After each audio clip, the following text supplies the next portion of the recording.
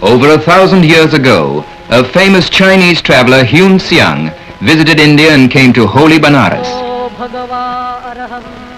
Today it is Yu Chi who seeks the eternal verities in the Land of Enlightenment.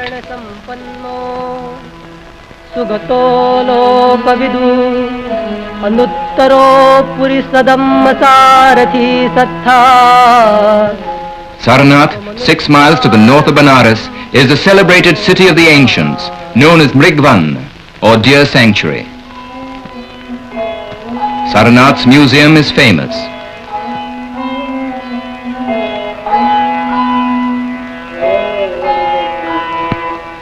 The Lord Buddha preached his first sermon in the city to 5 disciples. One thing only do I teach thee, O monks, sorrow and its extinction. The pillar that rings to the memory of the Emperor Ashoka, erected about 250 BC. Today its lion capital with the wheel of Dharma forms the emblem of our nation. The way to enlightenment lay along the course of the sacred Ganga.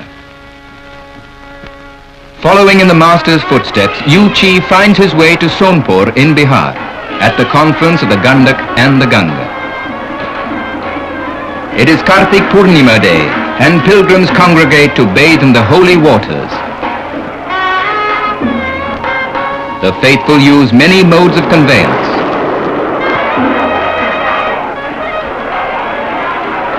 The air is vibrant, festive, a sight oft repeated through the ages. The Sonpur festival, famed for its animal fair, one of the largest in the world. A unique feature is the sale of elephants. India may change, but her festivals continue unchanging. The hope of yesterday, of today and tomorrow, a time for singing from the heart.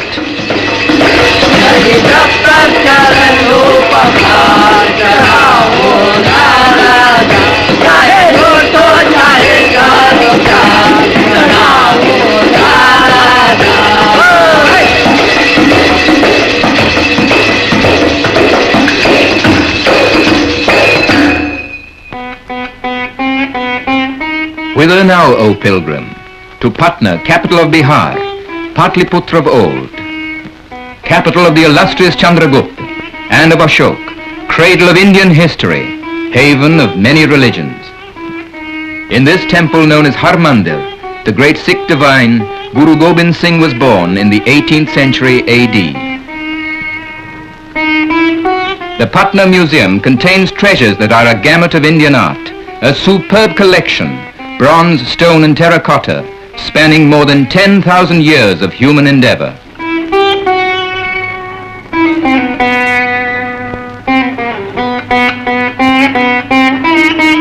The high standard of design that prevailed through the years is revealed even in this mundane building, a granary of 1786 AD and 100 feet high.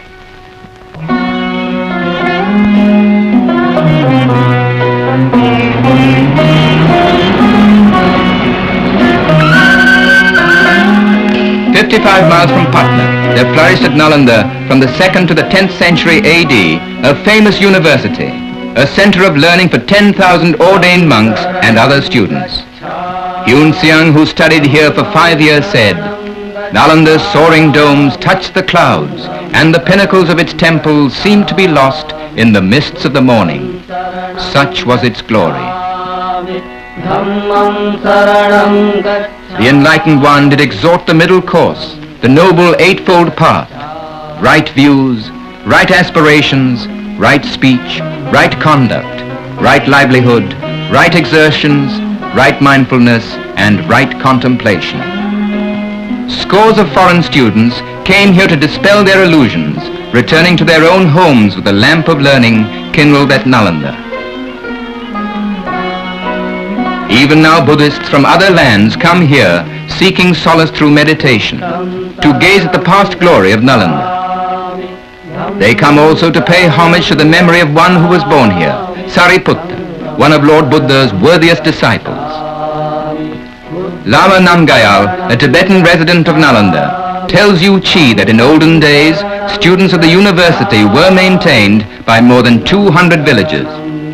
The rules of discipline were strict and were rigidly enforced. This clay chandelier, the terracotta seal of the university, and the plastic craft of those early artisans is a salient tribute to the vital role art played in the students' lives.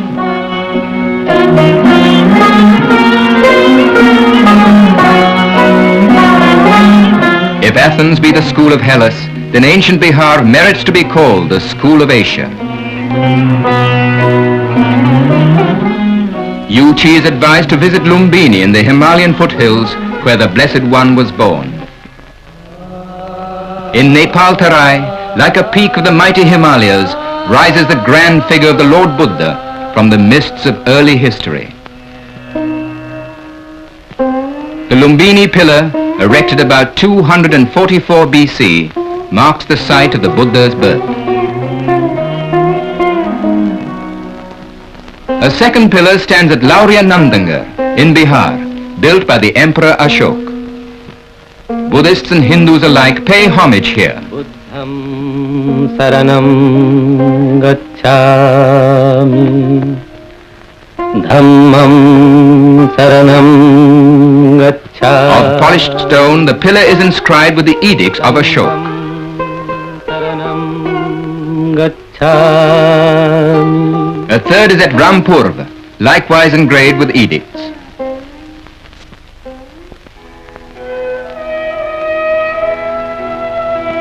And in the village of Lauriya Araraj is another pillar, inscribed with edicts, clear-cut to this day.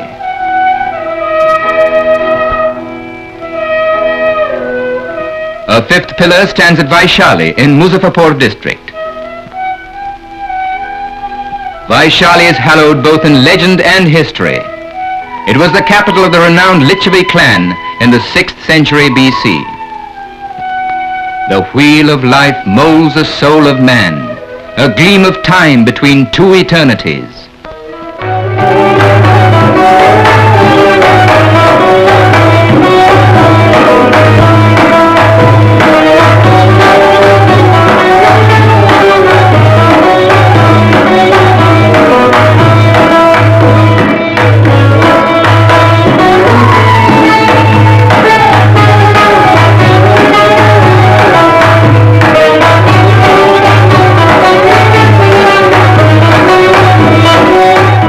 In Vaishali was born Lord Mahavir, another great apostle, honored by all Jains. It was in Pavapuri, also in Bihar, that he died. But the memory of this apostle of ahimsa is kept ever alive by the zeal of his followers.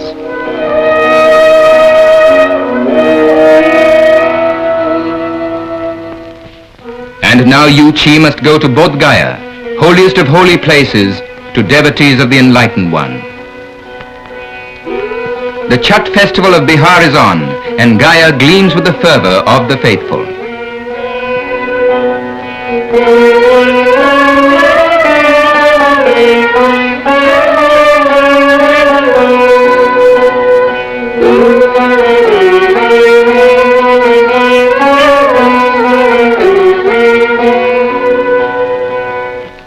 Thus the pilgrim comes along the enlightened path to Bodh Gaya. Here was kindled a flame that pierced the veils of darkness, a fair lotus unsullied by the mud in which it grows.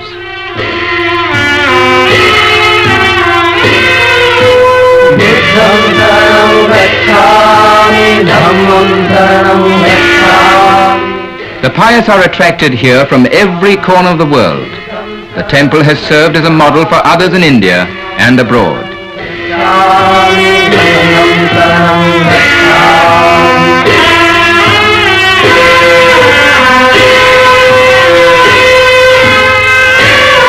"25 centuries have come and gone since Sakyamuni reached his final victory over worldly desires and realized the bliss of supreme knowledge. Under the Bodhi tree, he pondered on the ways of man. Then he arose, radiant and rejoicing, lifting high his voice with a supreme message for all the world. At Rajgir near Bodh Gaya is Gridrakut, or the Vulture's Peak, a favored abode of the Lord Buddha. Here the Master showed the path. Here is the Saptaparni cave where was held the first Buddhist council, 6 months after he died in 483 BC. Even as the ancient chariots have left their mark on solid rock, so, O pilgrim, will remembrance of the enlightened land be with thee all thy days.